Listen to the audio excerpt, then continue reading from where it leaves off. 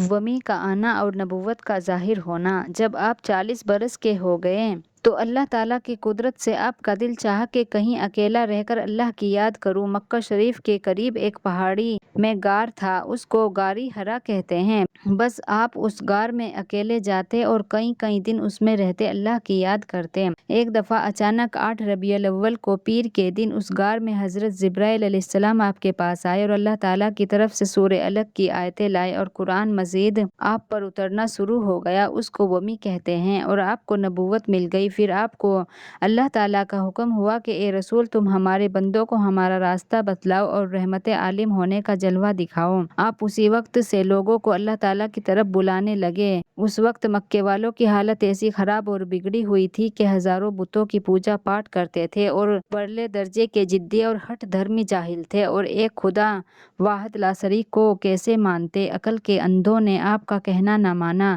بلکہ دکھ پہنچانا شروع کر دیا اور آپ کے قتل کرنے پر کمر باندھ لی۔ آپ کے چچا ابو طالب سے سب نے کہا کہ تمہارا بھتیجا محمد ہمارے معبودوں کی توہین کرتا ہے، اس کو ہمارے حوالے کر دو۔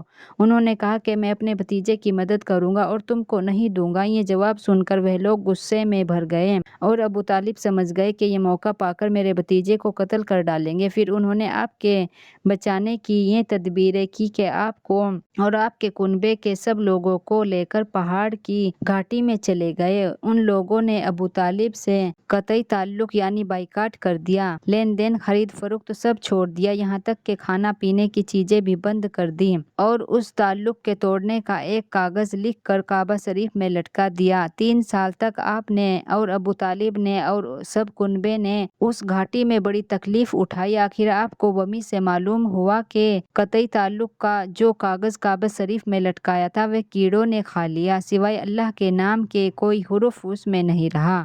آپ نے یہ سب حال ابو طالب کو بتلا دیا۔ ابو طالب یہ غیب کی بات سن کر گھاٹی سے باہر آئے اور ان لوگوں سے کہا کہ محمد ایسی خبر دیتے ہیں، تم اس کاغذ کو دیکھو، اگر محمد کا کہنا غلط ہوا تو میں ان کا ساتھ چھوڑ دوں گا اور اگر صحیح نکلا تو تم ہم پر یہ ظلم نہ کرو گے۔ ان لوگوں نے اس کاغذ کو دیکھا تو ویسا ہی پایا جیسا کہ آپ نے بتلایا تھا۔ تب وہ لوگ اس ظلم سے باز آئے اور ابو طالب سب کو لے کر شہر میں آ گئے۔ آپ نے اللہ تعالیٰ کے حکم سے پھر نصیحت کرنا شروع کر دیا۔ آپ کی نبوت پر 10 سال گزرے تھے کہ ابو طالب کا کفر ہی کی حالت میں انتقال ہو گیا اور ان کے بعد 3 روز گزرے تھے کہ حضرت خدیجہ رضی اللہ عنہا کی بھی وفات ہو گئی۔ ان کی وفات کے بعد آپ کے 2 نکاح ہوئے، ایک حضرت عائشہ صدیقہ سے کہ اس وقت ان کی عمر 6 برس کی تھی، مکے میں نکاح ہوا اور مدینے میں آ کر 9 برس کی عمر میں ان کی رخصتی ہوئی۔ دوسرا نکاح حضرت سودا بیوہ سے مکے میں ہوا، پھر وہ مدینہ میں تشریف لے آئے۔ ابو طالب کے بعد کوئی عزت والا اور دبدبے والا آدمی آپ کا مددگار نہ رہا۔ پھر آپ طائف کے لوگوں کو خدا کی طرف بلانے لگے مگر وہاں کے لوگوں نے آپ کا کہنا نہ مانا بلکہ آپ کو بڑی تکلیفیں دیں۔ آپ ان سے ناراض ہو کر چلے آ رہے تھے اور مکے سے ایک دن کی راہ پر بطن ایک جگہ کا نام ہے، وہاں ٹھہر گئے۔